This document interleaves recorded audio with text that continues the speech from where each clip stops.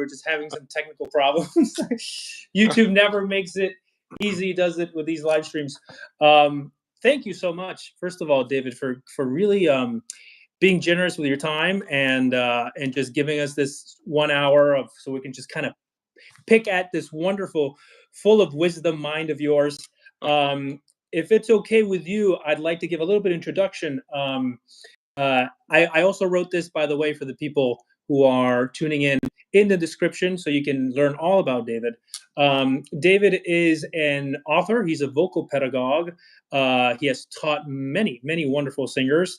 One of the most interesting things that I have found, David, you have told me about yourself, is that he studied a long time ago with pedagogue Allan R. Lindquest, who he himself had a lot of lineage with the great Swedish-Italian singers, as well as Enrico Caruso himself.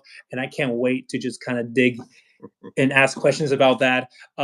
You guys can obviously contact David at any point if you are perhaps looking into voice lessons and things like that. He, in his website, has all his contact material, and also in the description in this live stream. So incredible. Thanks again for being here.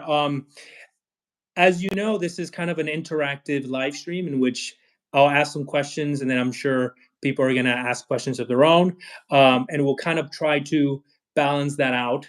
But one of the most, I guess, popular questions, or the questions that I always like to start these interviews or live streams with, is sort of your methodology. And I know that it's kind of broad, right? Because we could be, it could be very in-depth, or you can make it as simple as you like. Actually, a lot of these questions that I have are kind of broad, but that's why I'd rather you choose to be how specific or in-depth as you like.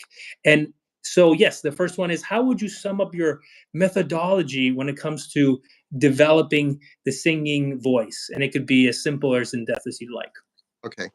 I use a combination of concepts I learned from Lindquest. I worked with Dixie Neal, who was Ben Hebner's teacher. And then I worked with a woman named Dr. Suzanne Hickman. She taught me a lot about tongue release. So Lindquest said to me when I was working with him, he said, you know, David, you're going to gather information your entire life from many different teachers. And he said, you may even be with a singer and you may feel that you need to invent an exercise for that specific moment. So if I were to sum it up, I would say, when people come to me, and I work with a lot of singers in a lot of trouble, I've worked with voices a lot, and I try to find the acoustical space first. Then I try to get the soft tissue out of the way, so the ring comes in front of the open space. So I talk about the vowels being made in the pharynx, like Lampierti, an old Lampierti idea. And so I try to separate the idea of space from the tongue. This is one of the more difficult things to teach. So I remember years ago, I was teaching a tenor, and when he would think focus, he would be nasal. When he would think space, follow his tongue. There was nothing in between. So finally, I thought, what can I do with this guy to help him find the balance? So I just had him put his between the lips, sing a 5-tone scale marcato on a hum, imagining a vowel space behind the tongue, like a opening the back of the neck. I had him sing the 5 vowels, putting the tongue back in, leaving the same acoustical space, and immediately he found the space and ring together. Incredible. I use that consistently. It's one of my my exercises that I use. I call it in the 90 percentile of effect. I try to play the ones that are not at least 90% effective. Right. And so I work a lot with laryngeal vowel formation, and I work a lot with soft tissue to get that out of the way. One of the things that I think that is interesting that Link worked on, he worked also with Madame Novikova, the Paula Novikova. He studied with her as well. And he worked a lot with what he called the inner smile, or the Mona Lisa smile, or the wide stretch behind the cheekbones. So a lot of instruction being made with north-south space, but the east-west space is often missing. And I often talk about the east-west being wide pillars of fauces, wide root of tongue, wide base of larynx, wide solar plexus, so it doesn't Mm. not exist. And that seems to help people find a different release in their registration. I had a professional tenor from Sweden yesterday, and what I found was his upper voice was giving him difficulty, but the problem was in the middle voice. Because when the palate is narrow, the laryngeal tilt doesn't happen in the Mhm. middle. Mhm. So with him, we work exclusively on wide pillars of fauces. Now, I've had tonsils out, so I can go in there with my. Me too. I've actually had them take them out as I, well. I used to get super sick too constantly. It just became a troublesome thing, so I just got rid of them. right, right. Well, what I find is when people think different thoughts, sometimes they trigger a behavior that may block them. For example, Mhm. narrow passaggio. I know what people are talking about when they say that. But what I find is the narrow ring is a result of the wide resonator. So if the resonator narrows with the singer attempting to narrow the passaggio, then you have a myriad of problems, which is Mhm. usually a bunching of the tongue, at the root of the tongue, which puts pressure on the folds, Mhm. which then leaves the singer having to push through too much glottic pressure. So it's sort of like driving the car with the accelerator and the brake on. And the break at the same time, right? Yeah, and I've run across a lot of singers like that, every voice type. And I was the last teacher of Johann Botha, and it was fascinating because I learned a lot. He would have a lesson, and then we'd go downstairs and talk for 2 hours about technique. And he was constantly thinking about, how to release. I work a lot with the sternocleidomastoids because I Mm. find that most people come in the door. I use visual almost more than auditory. I, That's great. Yeah. because if somebody walks in the door, the sides of their neck are shaped like half moons. I know they're squeezed. If there's an east-west expansion, Yeah. Yeah. then Yeah. I Yeah. know that they're more open. Mhm. So Mhm. I often work with singers on breathing the neck wide and then going inside with fingertips, "Ee, eh, ah," and then being able to speak Mhm. with that width being sustained. And that's Mhm. part of what Caruso called the square throat. Now, it was 1914 when Lindquest worked with him. So this is Mhm. over 100 years ago. When I worked, Yes. Okay. I was 29 and he was almost 90. So Mhm. he was born in 1891 and died in 1984.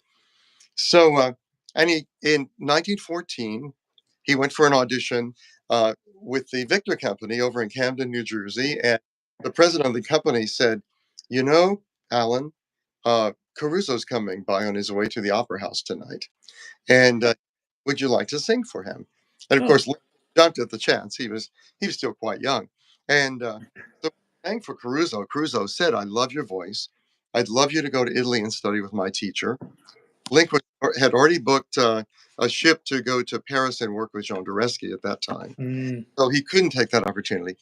But Caruso loved his voice, and he said, what I, a few things that I find really interesting. He talked about singing to a square, and he used his upper fingers here and lower thumbs here, the Mm. square wide pillars and the wide lower neck.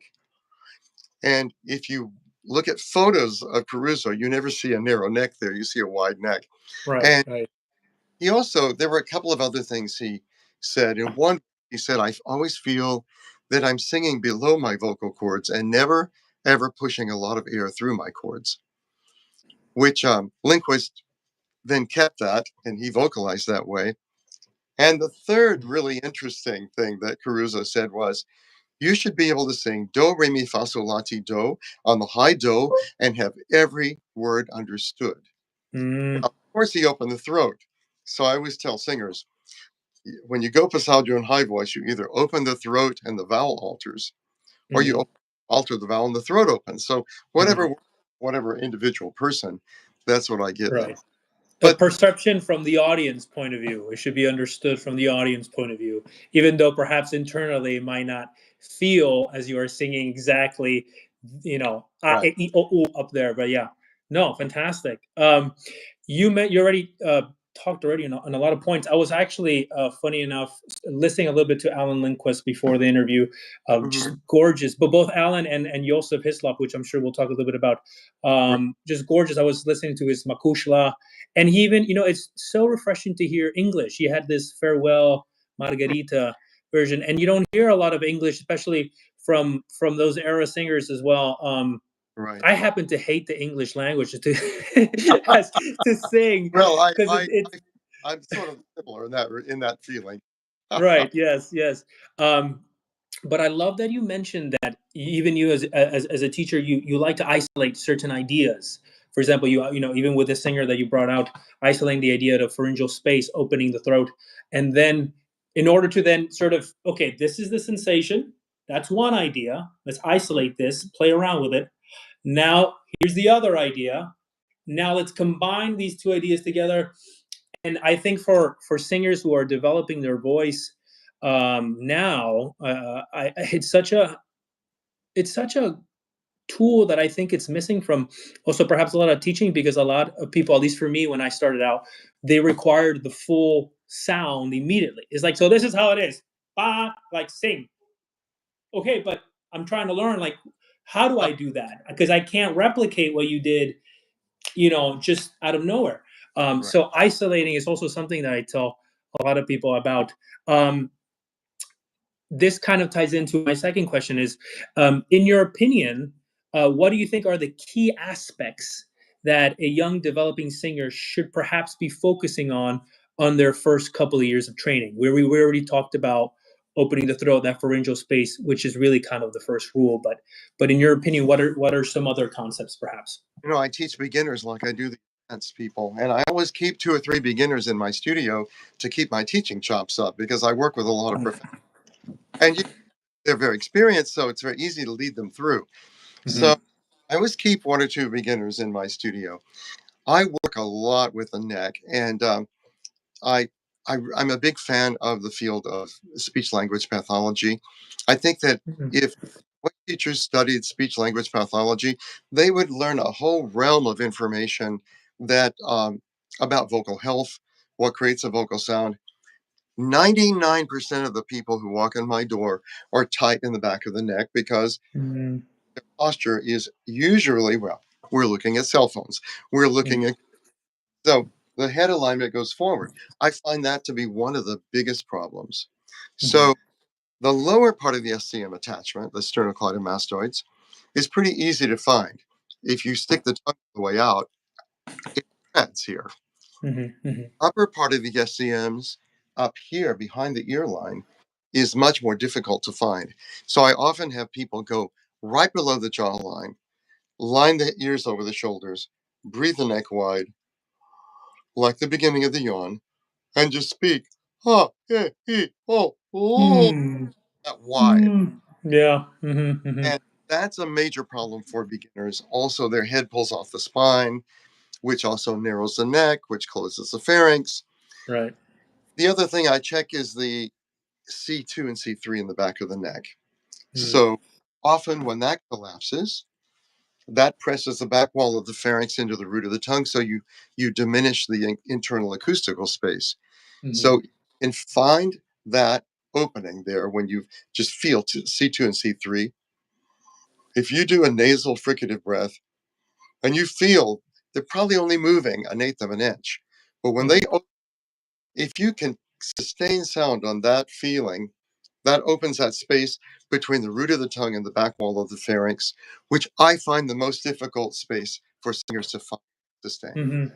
No, no, no, that's great. I came across your Facebook page as well, where you talked also about the jaw position, which as I was reading, I was like, yes, correct, correct, yes. Uh, This who's writing this thing, and I was like, oh, it's David Jones. Okay, which by the way, uh, if you guys are on Facebook, absolutely check out his page. It's fantastic.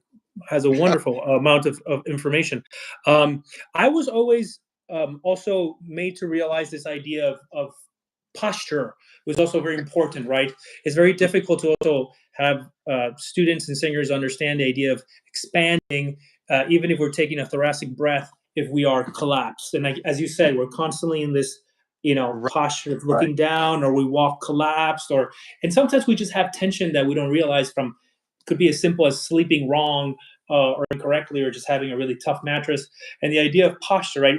What do you, I mean, I was always sort of led with this idea, simple idea of military position, noble posture, chest up idea, aligned head, sort of the idea of keeping not this, which is overextended, not this, Right. which is collapsed. What are some of your thoughts on that? Well, I studied Alexander technique for well over 20 years. Oh, wonderful. And, Okay. and that, and I tell people, I say, it's not a technique of singing, but it certainly can release a lot of blockages. Mm-hmm. So what I Mm-hmm. do, your chest to open, is I use an Alexander concept. And that Mm-hmm. is, I take thumbs, put them between ribs, and as they breathe, elongate the side ribs taller. The reason I say taller instead of wider is that a lot of singers hyperextend their ribs when they breathe, and then Mm-hmm. they have no range of motion to support from. Lindquest called that overbreathing. Actually, Mm-hmm. in truth, you're not getting as much breath. But open the back rib cage. When we think of a barrel, a singer's Right. barrel, a barrel has a front half and a back half. What I find is a lot of singers, especially men, because we're stronger in the upper body, pull up, compress the back ribs, and they're cutting off half their breath when they do that. Mm-hmm. So yes, appoggio di petto, the opening of the chest, but open chest doesn't have to mean hyperextended chest. Mm-hmm. Pulled. And so sometimes when people hyperextend for long periods of time, I actually have them feel the forward and a down pull on the sternum to Mm-hmm. take up pressure because they have already learned how to pack up breath, breath, Oh, breath, breath. And for tenors, it's killing because they get to the end of for example, Mr. Verdi. Mr. Verdi loves to write phrase after phrase, and phrase then to phrase. you know, Difficult in the I- middle, in the middle, in the middle, middle, middle, higher, higher. Yeah, right. So when you very stack different. it there, then it's very difficult at the very end unless you're very, very strong. Mm-hmm. Mm-hmm. And strong people can Absolutely. get. When I worked Yeah. with Johann, what was amazing to me was that, and we talked about this, we talked about the size of his chest, The size of his chest. Right. the size of his Very rib cage wide-sided. Yeah. was very wide, and his neck was very wide. But he got to the top of the stairs. I live in a brownstone, Upper West Side of Manhattan. And he got to the top of the stairs for his first session. Now, a friend of his found me on Facebook, and they had been writing back and forth about articles. And, well, what do you think of this? Or what do you think he means about that? He said, well, if you're in New York, just, go and hear it from the horse's mouth. So he gets up the last set of stairs, and he looks right in my eyes and he says, I'm here because I want my high D back. And I said, oh, well, let me see if I can mail order No, that. no Right? pressure. Right. No pressure. So I noticed his neck was very, very wide and very, very short. This is often a physical structure of dramatic tenors. And I said, well, Johann, you've got an elevation of that larynx on one side. And I could barely see it because with the shorter structure and the wider structure of the neck, the Right. thyroid, which is often not very prevalent. Right. Right.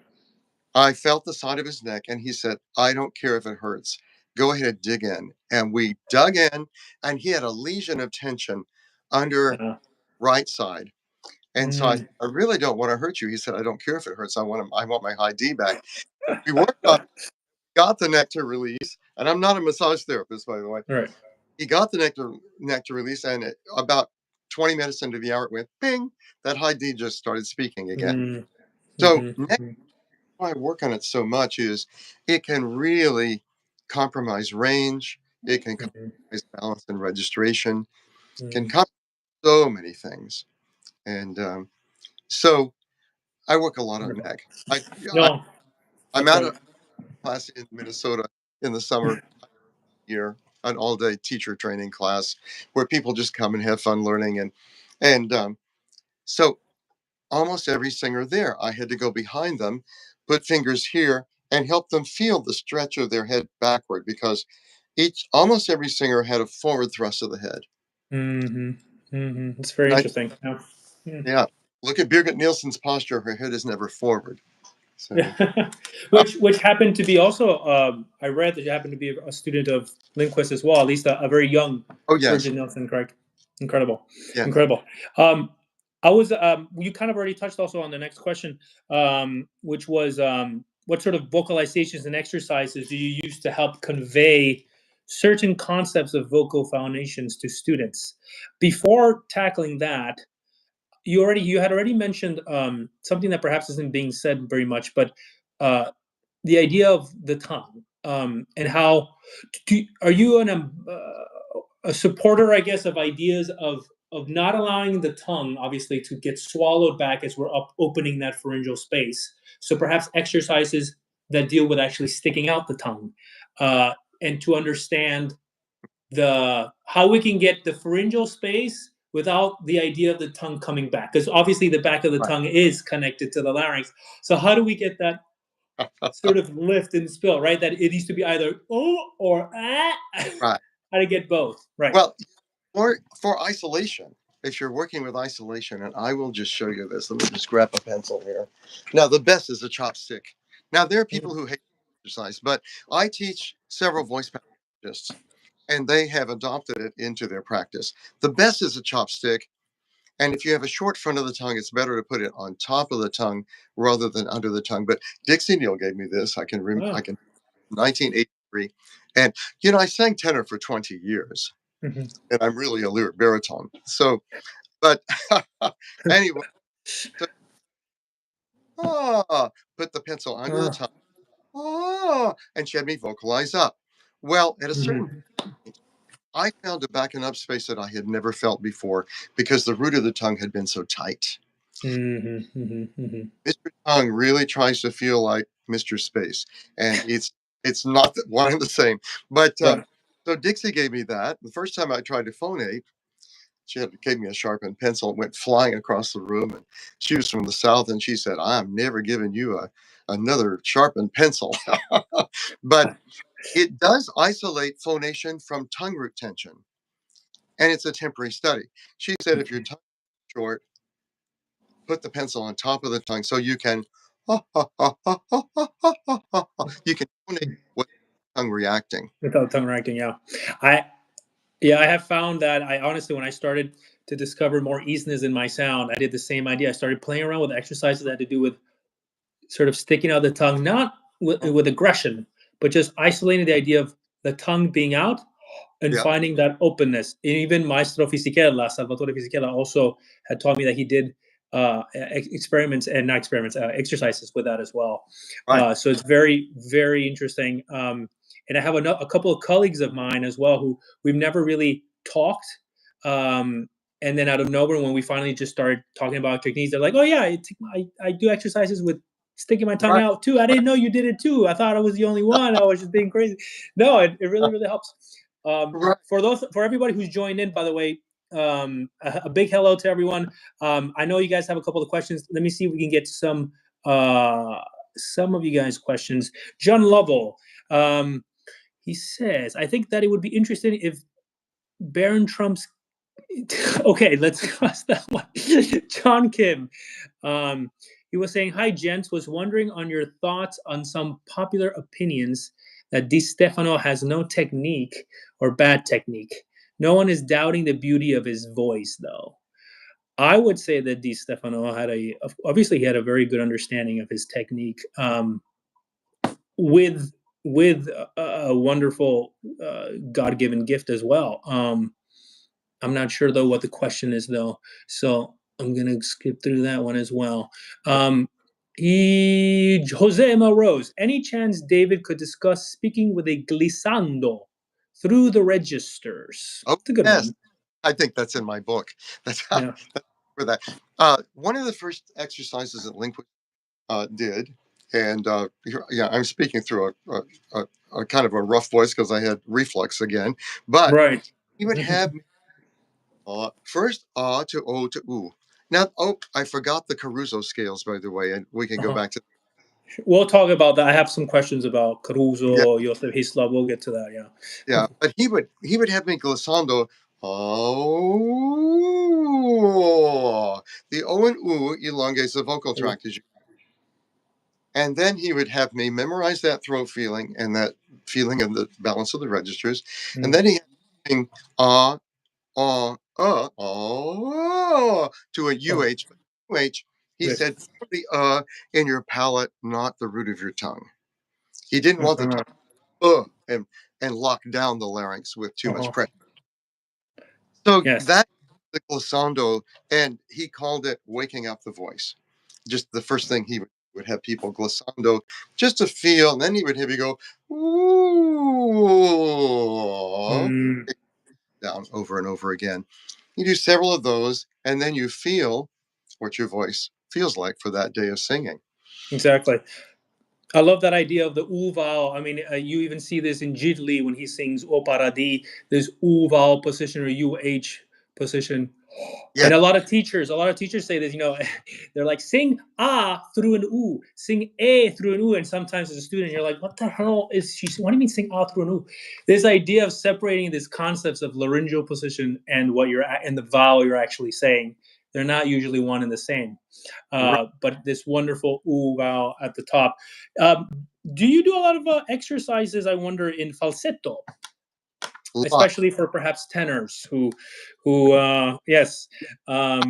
Really anyone in the male voice, I would say, not just tenors in particular, but obviously tenors that we sing really high, to, in a way, ease this idea of taking heft. Exactly. Well, the idea of taking heft away, I do a yodel.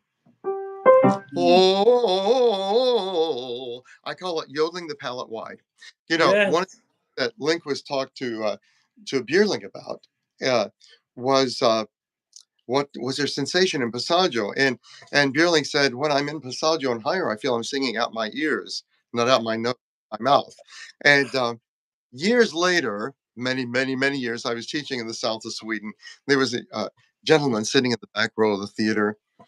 And after the third day of watching me teach, he came up. And this was the Helena Durza summer opera program. And, so many of the exercises you use and the concepts remind me of my dad. I know you're really busy, but I lesson with you. My dad's name was UC Bierling. So it was Bierling. I said, oh, I think we can make a little time for you. Right. And, Maybe. Yeah, that'd be great. Fascinating. He had his father's voice, but he said, quite admittedly, he said, I just didn't find technique early enough in my development to have a. Wow. No, that's incredible. Incredible. So I hope I answered that question. The glissando also, I think the reason Lindquist used the was that when he worked with Caruso, he gave him 3 what he called the grand scales, and Lindquist then called it the Caruso scale. It's a 9 scale. A to O to U. Oh, and with the, and he had him go up and down on that. And then once the throat space was achieved, but with again, wide palate, so the root of the tongue doesn't narrow. Right. And those were the major scales that he learned in his sessions with Caruso. He only saw him twice. Yeah, I have to ask you about this yodel because it's something that I have taught. I thought, see, this is one of those ideas where I'm like, I think I'm the other one saying things like this because maybe I'm out of my mind. But the yodel for me, because I had a very also different training or vocal path in which I also jumped, as I was trying to discover my voice from teacher to teacher, program to program, and it was one of those things that I just had to take my learning into my own grasps. And one of the exercises that I found released most of tension, laryngeal tension, more than anything, was this yodel. This idea of sort of sounds like you're losing control, and this sort of it starts to add this cry into the sound, that gives certain flexibility, exactly, so that it's not rigid. No. Right. and I started sort of little by little finding. I would love for you to maybe add more to it, or sort of your thoughts on that, The on this yodeling yodel idea. I use all the time. That is something that that Gigli's teacher worked with him on. The he worked. Lindquist worked with me on the and then go into a sustained Right, sound right. from that point. But I've Yeah. done that with tenors. At one point, I had no tenors in my nothing but tenors in my studio. I mean, I practically bow at the feet if a baritone walked in the door. But but it was because of the with uh, with Bierling, and you know, Hislop was his last teacher, and Bierling that that Hislop showed him his high notes. And Lindquist used. You ask about falsetto. When I met Johann Botha, he used falsetto, falsetto, falsetto. He would do lots of color tour runs and scales in pure falsetto. In fact, he said, and we worked on Meistersinger for the Met, and after the opening night, he kind of came into his next session, and he said, I really had to laugh last night because I was working falsetto for so long. He would work it for up to 40 minutes at a time. And he said, finally, a colleague tapped on my door and said, ask Johann, are you going to have any high notes tonight? Oh, boys, it's all going to be falsetto. He said, don't worry. But the purpose of falsetto is it helps to thin the chords. That's the value of it. So, hold it an exercise. Now, I'm not in great voice today, but I'll show you. Where you work low falsetto. Ooh, I'll do it. Ooh, yeah. You try to Into keep full. lack of tension in the throat Yeah, in the yeah. full voice as in the low falsetto. Mm-hmm. So you go into a ooh, yeah, then you go into a full sound Into from full sound. anything changing. Yeah. Have you ever gone from falsetto to full sound with a yodel or through a yodel Yeah. idea? Kind of kind of inviting that little crack or that yodel idea. Yes. Ooh, ooh, ooh, ooh, to kind of feel that Yeah. Whenever we initiation of the sound that way. Yeah. absolutely whenever we yodel, we're actually forcing the root of the tongue to release. You Mm, cannot the tight tongue. right. And No, exactly. great. Yeah, and I love exercises too that have certain kinetic. It seems like they have certain kinetic motion to it. It doesn't leave the body enough time to think, because when we think, we usually Right. screw it up. Don't think, Right. lose control. We Right. start thinking, I'm singing, and then we start to lock in, and then everything goes to crap. Exactly. But yeah, at its core, I find it very interesting how operatic singing isn't so much, I guess, putting more layers and layers and learning new things as it is taking layers away and kind of releasing into this more natural Right. process of the body. And I find it somewhat visceral when I started really developing my sound. You know what I mean by that, perhaps? It wasn't so much about I'm creating a pretty sound, I'm manipulating a sound to make it pretty, as it is, I'm just kind of letting go a little bit now. As long as it's with intention and supported. And I started realizing how this yodel, how this falsetto, somewhat a sound that seems more wild, more primitive, uh, Right. Right. it extended more when I knew what I was doing into more operatic, right? This something kind of like Tarzan, right? Yeah.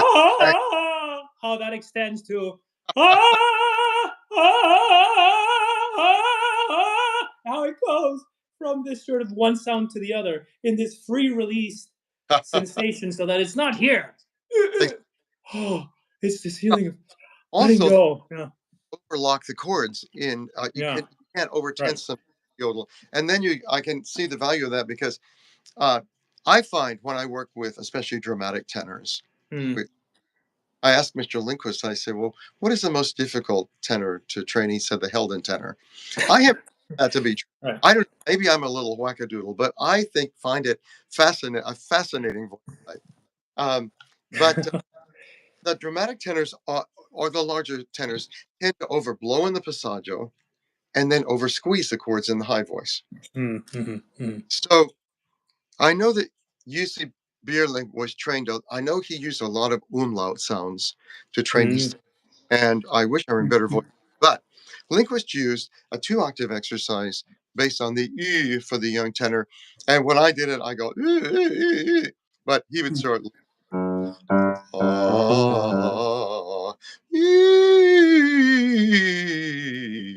Mm-hmm. sometimes connecting it from the bottom. Yeah. When there's that process of connecting what people call the chest to the head, meaning full voice rather than falsetto. But the Right. round E vowel, he called it, allows the chords to strengthen on the fine edges without any tongue grip. And Yeah. that found very helpful for the big.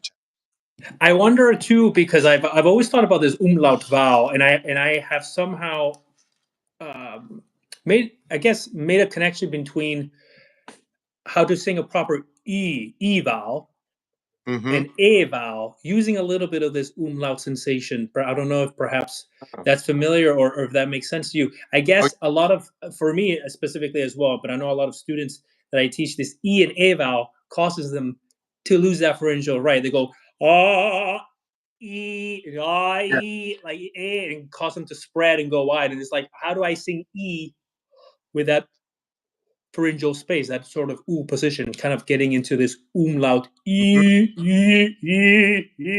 kind of feeling more. I don't Right. know, sort of When that sort of. when I was Mr. Squeezy, believe me, Right. I squeezed the vowel very, very well when I was singing as a high larynx tenor. Um, Yeah. but what there's a wonderful pedagogue that doesn't get a lot of attention, and she wrote several books. Her name was Cornelia von Santen, and Mhm. she basically combined some of the German school and the Italian school. She studied with Lamperti, and then she studied in Cologne as well. She was a fascinating. Her books are all in German, but there's one that I have called Bel Canto des Wortes von Cornelia von Santen, and she was a Dutch contralto, but she literally wrote 4 or 5 years of vocal curriculum, and the book has 50 pages of exercises at the end, many of them working with the umlaut U and the umlaut O, and then Mhm. in brilliance of the Italian. So when people ask me, well, what do you mean by a Swedish-Italian training? Well, it's basically a combination of the warmth of the German of the Swedish language and Mhm. the brightness of the Italian language, and trying to combine them. So when I tell people in close vowel, if you have an O in your pharynx, you're going to have an oval in the back of your throat, and you'll have a cushioning for that E vowel so it doesn't pancake. Um, Years ago, I taught Sandra Warfield, who was the wife of James McCracken, and, Mhm. and so we were working. It was really fun lady. And at one point, she would say, wait a minute, wait a minute." She said, "Pancaking my vowel." I said, "Well, what do you mean?" She said, "I'm getting this instead of this." Right. And she That's hilarious. stopped and she would chew and she'd fix her lips. And it's interesting. She would imagine a tiny point as though she were in a theater. And I don't know how old she was at that point. I think in her 80s. But the most glorious sound would come out of her when she would just take the concept this way. That's But amazing. vowels, Incredible. E vowel to me, when I first opened the throat on an E vowel, Mm. it my brain didn't hear an E vowel; it heard an Right, Here, exactly. it really didn't hear. I couldn't believe it sounded like E. Yeah. Trying to find more of that ooh position. So, Right. like you said, pancake the idea. Exactly. Yeah. And again, thanks everyone again for joining in. Dave, you have a lot of fans, and I'm trying to get through everybody's questions. Okay. I don't know we're gonna be able to get through everyone's questions. By the way, just letting you guys know. We have Vinicius who asked Maestro Jones, please talk about the ing tongue position because you describe it in your articles. I think you mentioned it a little bit, but go ahead. Yeah, that's the NG tongue position. That was Yeah. part of that whole training. Uh, Lindquist interviewed Flagstad in 1938 before he went to Sweden to study, and Mm-hmm. it was after a performance here in New York. Before she did a tour of all the U.S. in 1930, peak of her career, and she used something she called onging, to release her upper passaggio. Mm. Oh, no, no, no, no, no, no, no, no. She would really think in G, but in G tongue position, Lindquest wanted me to use that as somewhat of a home position after E. Uh-huh. Now, in G, is really tongue tip is down in the gums, and the back of the tongue is almost touching the inside upper teeth. And Mm-hmm. that's a very high tongue position. And that works for some people. And some people have so much tension in their tongue that drives their tongue to the roof of the mouth. I have to have them relax it down a little bit. See Mm-hmm. the Interesting. same. Yeah. But that's what is meant by the, like Domini Potu, returning to an arched tongue is basically what that is. Exactly. Wonderful. No, I like that. And also, I guess for people who seem to also have a habit of swallowing or depressing their tongue, that idea could also really help in a way If release a little bit of that tension, lift that lift. Yeah, and if they cannot Wonderful. sing, I have them use a na na na na na. If you're trying Mm-hmm. to get tongue release and focus, Yeah. my favorite tongue exercise is digga digga digga digga digga digga digga digga dee digga digga, and it's amazing how many people can't do that. Oh. Yeah. It I works have right. heard. Yeah, I have heard also from a wonderful teacher as well, Maestro Rosati, this idea of rolling your R's while feeling this openness as well, which kind of helps differentiate this idea of this tongue issue, right? This back of the tongue coming in, rolling your R's, if you can do it, right? Yeah, And without it stopping, right? Without it going and then right, getting tense, to just kind of feel that flexibleness, right? That these two right, ideas sort of right. untethering itself. Good day, David. I am a fan for over a decade. This is Andre Mangatal. Thank you for your work. Can you recommend? Oh, okay. This is up to you, David, if you want to answer this or not. Can you recommend undergraduate programs specifically geared towards becoming a teacher? Or I think I I, read that right. Is I the Still Master Training Certificate good? it's a training certificate. I don't know. It's up to you whether you want to answer this because I've always, I I, understand if some people don't yeah, like to talk about you other know, programs and uh, things, but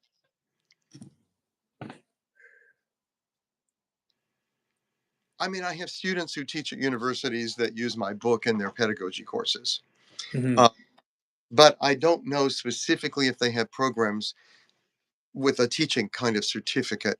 Well, pedagogy, if you major in vocal pedagogy, I'm sure you could get a vocal pedagogy degree.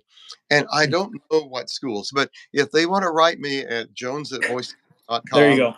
I'll be That happy. works great. But I have students in a lot of universities here in the US.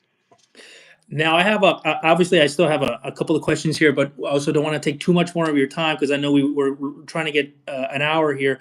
I really want to talk about obviously the elephant in the room. You've already spoken so much about it, but I guess I want to see if I can squeeze any more juice out of this. This idea of working with Allan and obviously who had um, I mean, he was there living at the time of these great singers. He Yeah, had a connection yeah. with them. He was, taught by students of Manuel Garcia himself, Enrico Caruso, befriended Björling. Um, did he teach with Josef as well, or was he friends with Josef? Did he had a coaching with him? He taught Uh, on the same faculty. I think it was it Musica Academia. I'm uh, trying to what it. I have a letter written to Lindquest in 1968. There's a voice teacher here in town who's sadly deceased, but he had given me that letter as a gift. mhm, And Lindquist was writing him about his background, his study. But mhm, so Lindquist taught at this academy, and I don't know if he taught with Hislop and with Madame Isena as well. He mhm. studied during his time there with Hislop, and he also studied with Madame Ingebjard-Isene, who was the ears of Flagstad after Dr. Brott died Right. in 1925. Now, I think she was her ears from 1925 to 1939. But Hislop, um, I know that part of that training, a very fascinating part of this training, is that they would work on a single exercise and then they would work it into a phrase of music. And then you would take the phrase of music and you not considering the emotion in the text. Mhm. You would three contrasting emotions: joy, sadness, anger, without changing your technique. And so I thought that was fascinating. And that was Mhm. a lot of Lindquist training. He would say, take the breath with a sense of joy and peace. Joy meaning uplifted, peace meaning in your body. Just those little psychological innuendos that when you look past the surface word means a lot behind. Mhm. And um, see, when I worked with Lindquist, I was still singing as a tenor, so he had a lot of work to do. He had a lot of work on his hands, I can tell you. How But many coachings, if I can ask, yeah, how long did you work with him? I worked with Lindquist, and he basically gave me the foundation of almost every concept just one summer. Wonderful. That Okay. few months. Mhm. But this is why I do short-term work with people, the professional people. I Mhm. always say, let's do 4 or 5 lessons. Go work on your own. I call it collaborative teaching, and Mhm. then 5, 6 months. So Yeah. that's what I I love do. that. I find it so fascinating. I even find it a bit validating. Coming from someone who also had to do a lot of his studies, sort of self, by himself, just how they applied step by step this function, like you would train a muscle. Obviously, not, Right. don't misunderstand me. I'm not saying that saying you should be like going to the gym and lifting weights, but the idea of taking a concept, isolating the concept, applying it to music without thinking about, we're not performing just the technique concept, applying it to music, and step by step integrating these ideas to Hmm. the repertoire. So by the time Right. you are now performing, and let's be honest, when we're in a stage, I think there's very few singers who are actually still thinking, gears and making, it's more of now this emotional feeling. You're in front of a public, and you're trying to act, and you're trying to become the character. So now there's an emotional Hmm. mindset to it. Uh, so the work has to be done before. If the work hasn't been done before Right. you step on stage, Yeah. then Yeah. then you're screwed. You're screwed. Just really kind of thinking very robotic, like step by step by step by step, is so incredible to hear. Um, did Well, he? Go ahead. go ahead. Oh no, Linguist. One of the things he said to me, he said, "You study technique to forget about it." He Yeah. said, compared to Pavlov's theory, ring the bell and the dog salivate. He said, train all the behavior in the throat so that the brain rings the bell to sing and all the right hands take over. Mhm. And he said, Exactly. it takes for someone who is in a lot of trouble, and I work with I find it rewarding to help people find their voice, especially if they've come from either a bad training or just happen to fall into bad habits. But Mhm. I just find that that's a really rewarding experience. So I work a lot with people who have lots of issues. And when I was younger, a lot younger, I'll call myself young still. Uh, I I was teaching in a theater department at TCU, Texas Christian University, and I didn't know a lot. I was 23. I'd gotten the linguist exercises for the first time, and I kept noticing that my theater majors started winning more and more of the voice scholarships. And so finally, other colleagues kept asking, "What are you doing? What are you doing that you're getting this results?" I said, "I don't know. I'm just giving the exercise." And Right. so the thing about Lindquist is in 1940, he started working with damaged voices, something that no voice teacher would do. Mm. Mhm. And it was before we had the field of voice pathology and or voice therapy. And in fact, what he discovered was a lot of the old Italian exercises or the old school exercises were therapeutic to the throat, even in speaking. And Yes. Mhm. he started working with people with severe vocal damage to the point that they couldn't phonate. And Mhm. I had one rewarding experience. I had a soprano at the Met. I'd never taught her before, but she was sent here by her teacher and by her voice therapist from Europe.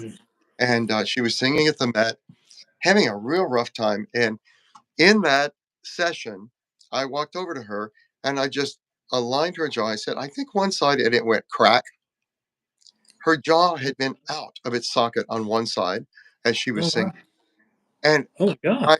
and she said, "Oh my goodness, I feel another bass, but I can't hear myself." And so we worked. She also had, I won't say the name so I can tell the story. She had an edema on the right cord and was up for surgery. Mm, So we we lined that jaw up, and then she said, "You have to come and hear me because I can't. This cannot be heard over the orchestra." And so she and Oscar. So I went and got the worst seat in the house, the back row orchestra under the little balcony, mhm, and voice just sailed over the orchestra. mm, After that performance, Levine came backstage and said, "Whatever you're doing, keep doing it." So then I met her later, and she had been working on this jaw alignment. And I met her in the south of Sweden. She flew in for a 2 hour and flew back to Munich. And she came in with her doctor's release. She said, the swelling on the cord disappeared mm. just from the alignment of the jaw. That's So, incredible. I just had not very much training. I won't say bad training. I didn't have very much training in school. So I just always had this feeling if I can save a singer from going through the misery I went through trying to find my voice, Right. then I would like to have that as my life purpose. Yeah, that's wonderful. No, I think and it ties in with this idea, this misconception, which is it's normal, especially from someone who perhaps doesn't have the education, the knowledge of uh, what it takes to make this sound, this phonation. They go listen to an operatic singer, or maybe even a recording of these, golden age singers, and they hear the sound.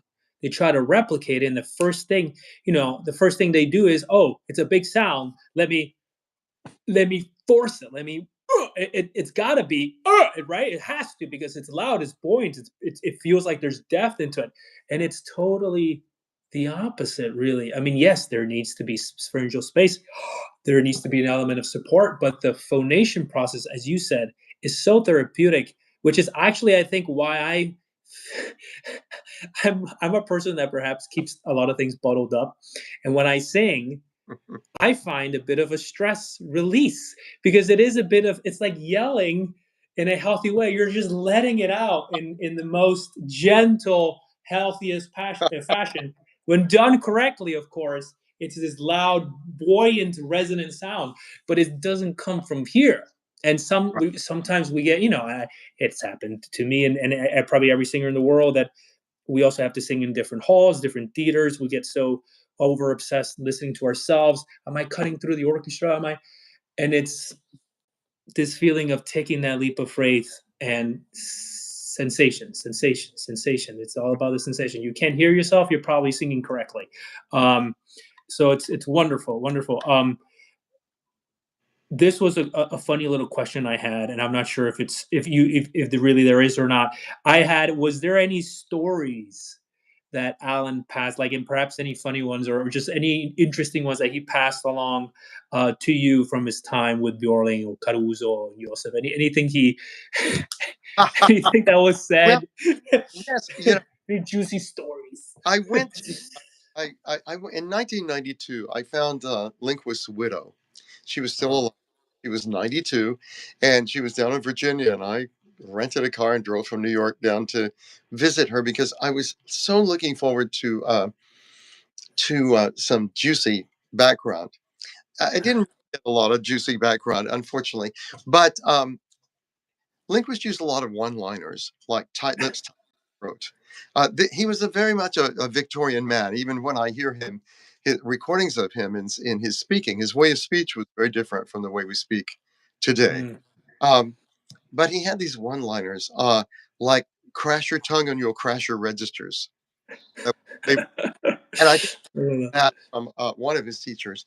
But juicy stories about Bierling. All I know is that they were the Bierlings had a pied-à-terre in the same apartment building as the Lindquist. Lindquist Mhm. stayed 14 months. He went there in 1938 and Mhm. 39, and then of course World War II. Um, the two world wars actually disturbed his career, his life, and Mhm. but his wife was in Berlin on Hitler's birthday in 1939, and she came back to Stockholm and she said, Alan, I think it's time for us to go back to the States." And they did. But Mhm. during that 14 months, he he befriended Bierling, and I don't know if that was a period when Bierling was studying with Hislop or not. I don't know if they met in the studio or how they met, but Mm. I do know that they spent a lot of time on a park bench talking about technique. Lindquest was 10 years older than Bierling, so he had already actually, Bierling, Bierling was already in his career by 1938 to a great, he was doing movies, singing in very, very funny clips in movies. But but Lindquist was discovered by Alessandro Bonci, the Italian tenor. Because Mm. Chicago, uh, Lindquist's father did not want him to be a singer. He said, "I want law school." So he was in Mm. law. He was singing in a male glee club, and he was singing one a solo. And Alessandro Bonci was there singing a concert at the campus, and he heard this beautiful tenor voice, and he came in and he said, "Who was singing that solo?" And Lindquist sort of shyly raised his hand. He said, "You come to my hotel room tomorrow and sing for me." And that's, he got all of his connections because Bonci called all of his musicians and he told Lindquist, "You've got to move to New York." And Mm. so when he was 19 years old in early 1911, Lindquist came to New York and immediately he got his first job. And it was a children's oratory. Mm. But with Bierling, I know that Bierling used umlaut quite a lot in his training. Some umlaut sounds. There are sounds in Swedish, for example, that to get the closed vowels, you were talking about the pancake vowels, the e and e. Trollen kommer, which means call. We're calling the troll, but but trollen kommer. What it does is oval throat behind the Right. closed. And so when I was in Sweden teaching at the opera school, I would give students that, and just because I could even say the word, they would start giggling about it. Giggling. Right. I, Right. Right. I know that there were lots of exercises that were based on combinations of Swedish into brighter vowels. And Mm. juicy, what about Caruso? He didn't really share a lot. Mm. He shared more about instruction than he did anything else. Um, But I know that Caruso really fell in love with the sweetness of Lindquist's voice. You probably heard it on the recording. I did. Right. And the Gorgeous. reason there, he was Thomas Edison. He was working for the Edison label, and Mm. Edison fell in love with his voice. And so Lindquist wanted to audition to record Swedish folk songs because Swedish was his first language, even though his parents immigrated. And so he was on the reason he even met Caruso was he happened to go to the Victor Company to audition to record Swedish folk songs. Caruso happened to by it. It was just that the stars Right. lined. Right. Right. Wow. Who would have known what would have happened if he would have went to Italy? I guess. Right. I mean, if Enrico had fallen in love with him, I mean, Yeah. not that he didn't already sound fantastic already, but who knows? Right. Right. Wow. Wow. Incredible. No, I really love that idea. And funny, the whole. I'm not even going to try to attempt to say it, but the trollen idea. I've always, when it came to vowels like that, I also had an image of having like a small golf ball like in my throat, keeping everything open, keeping anything from pancaking in a way. This idea of Right. Right. Right. internally, which I find is so funny, and how even back then they did funny things like that helped get singers to the extremes that you need to get to feel that sensation, and it's true, like talking in the yawn, talking in this idea of pharyngeal space, sometimes even using cartoons as like some sort of example to get the idea out there. And it usually, it's goofy, you laugh, and it's funny, but it gets you to the extreme point that you need to get to. It's a different feeling. Right.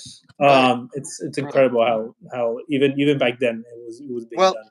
one concept that Lindquist learned from his study with the Lamperti teacher was, and he drew a picture. I remember he took a piece of paper and drew it. He said, "This is not scientifically correct." Lindquist also taught William van Ardenburg and Coffin. Yeah. They became famous. But anyway, he said, Lamperti had this image. This is all about achieving what the Italians call in laudare la voce, so you're not overblowing. He said, Right, imagine. you can't exactly. It's not correct, but it helps, right? Right. Inhale while you sing, right? Exactly. And so he Yeah. said, he drew a picture of a head, and behind the tongue, he drew arrows as though the air was coming up behind the tongue, behind the uvula, through the nasal port, and back in the mouth like a circle. Now, this was an image. Of course, it's not scientific truth, but I have found when I'm really stuck with a singer and they're really grabbing, if I had them sigh air to the palate, ah, he, ho, Mm, mm. it brings the chords together and they hook up their body at the same time. Yeah. Yeah, fantastic. That was actually one of my also following questions was about chord closure and how it seems to be also one of the biggest issues that developing singers come across. How much chord closure, too much chord closure. Obviously, I need to have chord closure to have a resonant type of or a resonant sound and phonation. But how do I achieve it? When I achieve too much, I can't sing high notes. When I do too much, I can't sing. When I come, this idea of this middle ground is how do I come across? What sort of I guess opinions or thoughts do you have Well, of course, for that type of thing? Yeah. I was Mr. Breath Pressure when I met Lindquest. I could take a ton and I could push a ton of air. And so he used, because my chords were not coming together after the breath, because I think I had overblown my chords for so many years trying to Mm, sing that I had a slight bowing. mm, But he would have me use the sounds, every orange, every orange, every orange as the perfect glottic tension. uh-huh. So he would even have me sing every orange, every orange, which sounds big, but I he, like that better, honestly, than every valley. I think it, I think it's better oh my text. God. And I, oh my God, I sang tenor, I sang Messiahs. Can't imagine. Right. So, but yes, he worked with chord closure because often when people open space, they open the chord. So I often talk about the two opposites, open throat and closed chords working together, but the Mm, closed chord has to be on the thin edges. So I often use voice V's, NGs, NGs with the tongue side to side, mm, which you can't carry weight up that way. right. Um, Right. so, but he did work on chord closure, but he wanted it to be on the thin edges. He said, he used the image of the thinness of his fingernails. That's what he, Mm, and that's a good one. I like that. there were two exercises Hislop gave him that he used. And EO, trying to Eeyore. move pitch without moving the throat and without allowing the chords to come apart. Almost like a J glide between them. Yeah, Yo, yo, yo, yeah, yeah, yeah. Okay. almost like a yeah, Yeah, yeah. and yeah. And Mm-hmm. he did that, and then he did the octave and a third on that. And what I found,